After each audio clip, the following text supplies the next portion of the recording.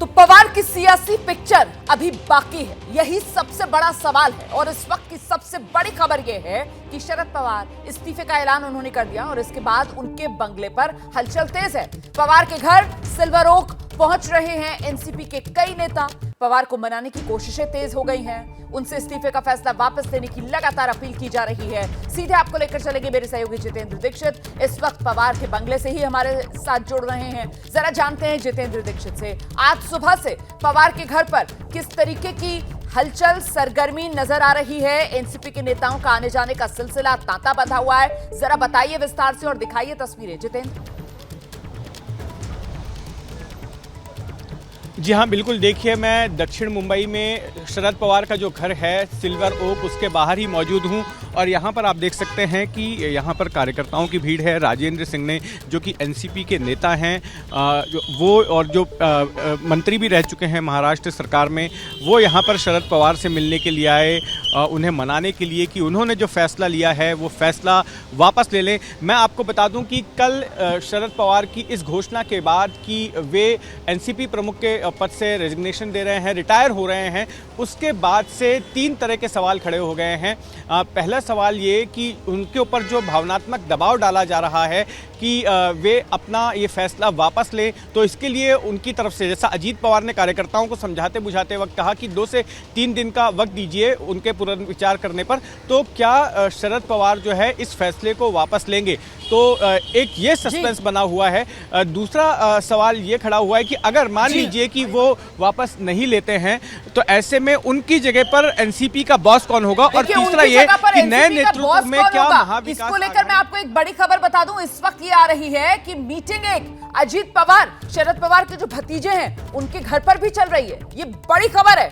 NCP के 2 विधायक पहुंचे हुए हैं अजीत पवार से मुलाकात करने के लिए। दोनों विधायकों ने शरद पवार से भी मुलाकात की है और अब ये पहुंच गए हैं अजीत पवार से मुलाकात करने के लिए। सीधे आपको लेकर चलते हैं। रौनक कुकरे इस वक्त हमारे साथ मौजूद है। जरा जानते हैं रौनक कुकरे से, इस मुलाकात का क्या मतलब? 2 विधायक पहले शरद पवार से मिलते हैं और अब अजीत पवार के घर पर मिलने के लिए पहुंचे हुए। रौनक जी देखिए, मुख्य तौर पर ये दोनों जो विधायक है वे कल मुंबई में मौजूद नहीं थे और जिस तरह का घटनाक्रम पार्टी में हुआ और मुख्य तौर पर शरद पवार ने जो फैसला किया, कई लोगों को ये फैसला जो है पार्टी के कार्यकर्ता और नेता होने के नाते मंजूर नहीं है। लिहाजा पहले उन्होंने शरद पवार से मुलाकात की और अब ये अजीत पवार से मुलाकात करने के लिए पहुंचे। मैं आपको बता दूं कि दोनों विधायक है अजीत पवार के बेहद करीबी माने जाते हैं। एक अमरनेर से आते हैं अनिल पाटिल और दूसरे दत्ता मामा बरड़े, जो की बारामती क्षेत्र के बागी में ही विधानसभा लगती है, इंदापुर, वहां से आते हैं। लंबे समय तक वो महाराष्ट्र सरकार में मंत्री भी रहे और दोनों अजीत पवार के करीबी है। और जो जानकारी हमें मिल रही है कि लगातार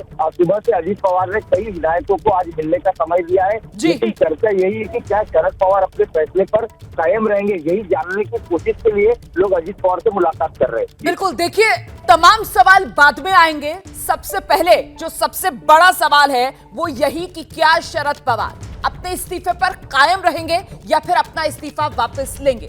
क्योंकि अगर वो अपने इस्तीफे पर कायम रहते हैं उसके बाद ही बाकी सवालों की फहरिस्त जो है उनके जवाब की जरूरत पड़ेगी, और अगर वो अपना इस्तीफा वापस लेते हैं तो फिर सियासी खेल खत्म। लेकिन इस सब के बीच महत्वपूर्ण यह हो जाता है कि शरद पवार जैसा कद्दावर नेता, जिसको महाराष्ट्र की राजनीति का सबसे बड़ा चाणक्य माना जाता है, और शरद पवार की राजनीति को अगर समझना हो तो फिर वो बायोग्राफी जिसका विमोचन था, उसका जो मैं इस वक्त आपको जल्दी से जरा तस्वीरें दिखा देती हूं। शरद पवार अपने घर से निकले हैं, तस्वीरें हम आपको दोबारा से दिखाएंगे। जितेंद्र दीक्षित का रुख कर लेते हैं। जितेंद्र, हलचल हुई है, शरद पवार घर से निकले हैं क्या? जी हाँ, बिल्कुल। अभी शरद पवार अपने घर से निकले हैं कुछ पलों पहले ही, और वे जा रहे हैं वाईबी चौहान सेंटर, उसी जगह पर जहां उनका दफ्तर है, जहां पर कल एक समारोह के दौरान उन्होंने ऐलान किया था कि वे अपने पद से रिटायर हो रहे हैं। तो आज दोपहर तक जो जानकारी मिल रही है कि वो वाईबी चौहान सेंटर में ही बैठने वाले हैं। वहां पर वो पार्टी के कुछ नेताओं से बातचीत करेंगे और उसके बाद वे वापस घर लौट आएंगे। तो ये हलचल पहले सुबह से यहाँ पर हो रही थी। एक एक करके एनसीपी के तमाम नेता यहाँ पर पहुँच रहे थे और अब जो है एक्शन का केंद्र वाईबी चौहान सेंटर हो जाएगा, क्योंकि शरद पवार वाईबी चौहान सेंटर के लिए निकल चुके हैं। अगले 10 से 15 मिनट तस्वीर में बेहद वे वहाँ पर महत्वपूर्ण इसलिए हो पहुँच जाती जाएंगे। है क्योंकि शरद पवार काले रंग की गाड़ी में निकले हैं वाईबी चौहान सेंटर के लिए और गाड़ी में बराबर वाली सीट पर बैठी हुई नजर आ रही है बेटी सुप्रिया सुले। जी हाँ, बिल्कुल, सुप्रिया सुले भी साथ में हैं, लेकिन आज वो ज़्यादा दिन भर जो है मौजूद नहीं रहेंगी, क्योंकि जैसी कि जानकारी मिल रही है कि वो आज कर्नाटक जाने वाली हैं चुनावी कैंपेन के लिए। तो कुछ देर बाद में वे अभी भले ही साथ में निकली हों, लेकिन उसके बाद वे कर्नाटक के लिए रवाना हो जाएंगी एनसीपी का चुनाव प्रचार वहाँ पर करने के लिए। लेकिन अजीत पवार मौजूद हैं और जैसे कि मेरे सहयोगी रौनक कुकड़े ने बताया कि अजीत पवार का भी अपने समर्थकों से मिलना जारी है लगातार, और कई जगहों पर पुणे में जगह जगह पर इस तरह के बैनर पोस्टर लगा दिए गए हैं कि अगला अध्यक्ष जो है पार्टी का वो अजीत पवार होना चाहिए। जो उनके समर्थक हैं वो इस बात की मांग कर रहे हैं कि पार्टी का नेतृत्व जो है अगर शरद पवार नहीं करते हैं तो ऐसे में अजीत पवार को पार्टी का नेतृत्व अपने हाथ में ले लेना चाहिए। और यही इस वक्त का सबसे बड़ा सवाल भी है कि आखिर अगला अध्यक्ष कौन, शरद पवार के बाद सुप्रिया सुले, अजीत पवार या फिर कोई और? यही सबसे बड़ा सवाल है।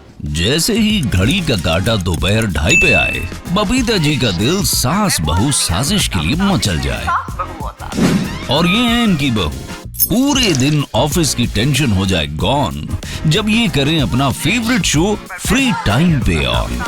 इनकी तरह आप भी देखिए अपना फेवरेट शो अपने टाइम पर और डाउनलोड कीजिए एबीपी लाइव ऐप अपने स्मार्ट टीवी पर।